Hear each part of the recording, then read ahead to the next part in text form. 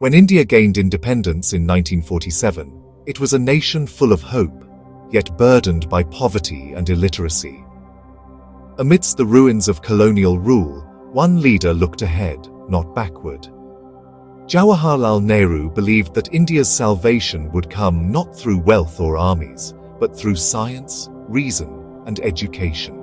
Nehru often said, "It is science alone that can solve the problems of hunger and poverty." He dreamed of nurturing a generation of Indians who would master technology and lead the nation into the modern world. From this vision emerged institutions that would define India's intellectual landscape: the Indian Institutes of Technology, the Indian Institutes of Management, the Atomic Energy Commission, and the network of CSIR laboratories. These were not just schools, they were temples of modern India, dedicated to knowledge and discovery.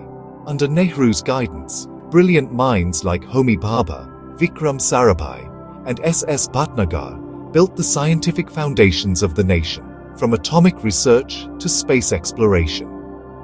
In the 1950s and 60s, India began to believe that its destiny could be shaped by its scientists and engineers. Yet there was an irony in Nehru's dream. The very institutions built to empower India also produced some of the finest minds, who soon left its shores. Throughout the 1960s to the 1990s, a steady stream of India's brightest graduates migrated to the West, drawn by research opportunities, advanced laboratories, and the promise of a better life.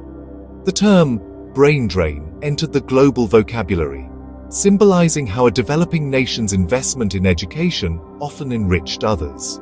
In Silicon Valley, Indian engineers became pioneers in computing and electronics. They helped shape companies like Intel, Microsoft, Google, and NASA, contributing to the technological revolutions that changed the world. Many of them carried India in their hearts, but found that the laboratories, funding, and freedom they needed existed only abroad. Their success stories became legends, yet they also reminded India of what it had lost: the potential innovators, entrepreneurs, and educators who could have accelerated the nation's own progress. Decades later, the circle began to close. Many who once left began to return, bringing experience, capital, and a global perspective. India's rise as an IT powerhouse owes much to that generation who carried Nehru's dream abroad and then helped fulfill it back home. The brain drain has slowly evolved into a brain circulation.